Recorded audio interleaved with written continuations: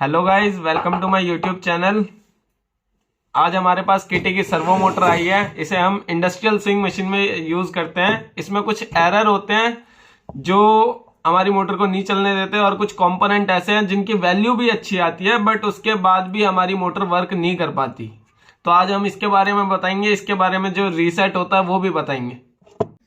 तो जो एरर होते हैं, एरर 1, एरर 2, 0 कई बार कुछ मोटरों में एरर अलग होते हैं, इनमें अलग होते हैं। जो 0 आता है वो हमारी ड्राइव आईसी की वजह से आता है।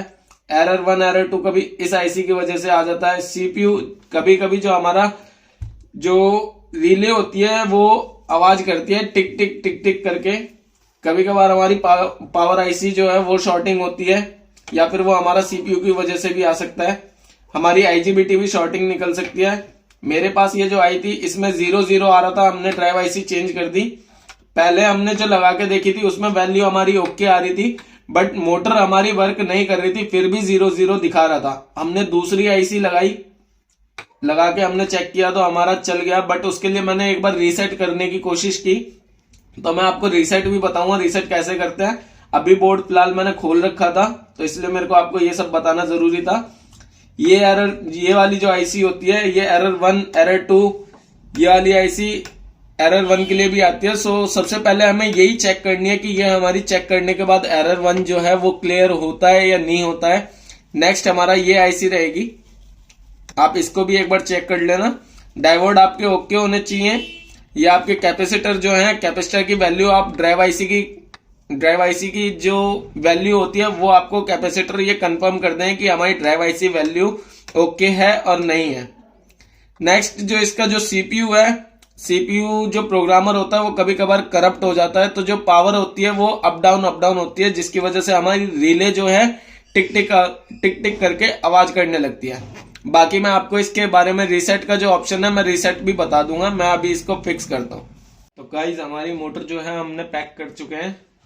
जैसा कि मैंने आपको बताया था कि हम रीसेट करके दिखाएंगे, तो इसका रीसेट का ऑप्शन सिंपल है वेरी। यहाँ पे आपको एक प्लस का बटन दिख रहा होगा जिसका नाम नीचे स्पीड लिखा हुआ है, एक सेटिंग लिखा हुआ है, डायरेक्शन है और एक पोजीशन है। हमें क्या है, जो स्पीड वाला जो प्लस वाला बटन होता है वो हमें प्रेस करके इसको हमें ऑन करना है। ऑन कर दिया, ये हमारा S-01 आ जाएगा। हम इसके बाद डायरेक्ट पोजीशन जो डायरेक्शन होती है हमारी, हम वो वाला बटन प्रेस करेंगे तो आपकी मोटर जो है वो रीसेट हो जाएगी।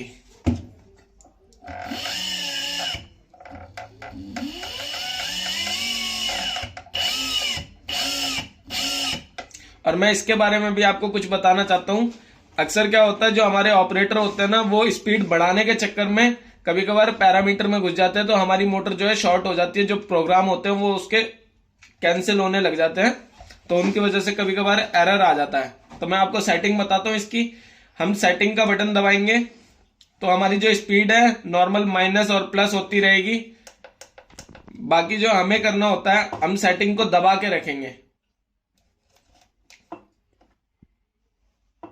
ये जो हमारा S2 आता है, S2 पे हम अगर क्लिक करते हैं, ये येलो बटन दबा के, इसमें भी हम जाके स्पीड बढ़ा सकते हैं, कम ज्यादा कर सकते हैं। ये आपका 4800 जो स्पीड होती है इसकी मैक्सिमम, इसकी स्पीड जो है 5000, 6000 ऐसे स्पीड होती है, बट हम सिर्फ 4800 रखेंगे। दूसरी जो सेटिंग है इसकी, जो स्टार्टिंग में कारीगर कहते हैं कि हमें शुरुआत में ही अपनी मोटर जो है स्पीड में रनिंग करानी है, तो वो हमें S1 में जाके करना पड़ेगा। ये जो हमारा S1 होता है, स्टार्टिंग हमारी 200 है, तो हम इसको बढ़ा देंगे स्पीड, तो हमारी 600 से स्टार्ट हो जाएगी डायरेक्ट। तो हम सेव कर दें इसे, आप देख सकते हैं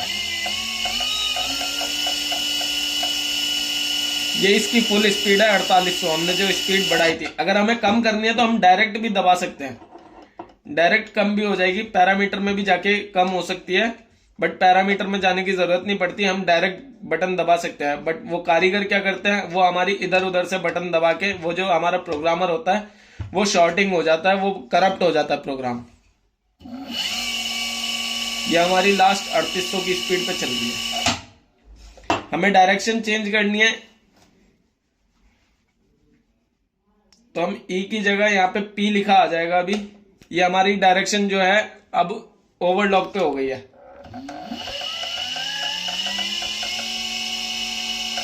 हमें वापस सिंगल निडल पे करनी है तो यही डायरेक्शन वाला बटन दबाएंगे तो वापस इसका ई पे आ जाएगा। ये हो गया हमारा सिंगल निडल का।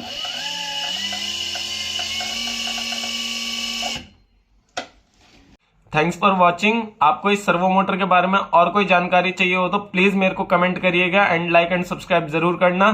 बाकी हम आपको वीडियो और डालते रहेंगे। और सर्वो मोटर की जानकारी चाहिए तो प्लीज कमेंट करें।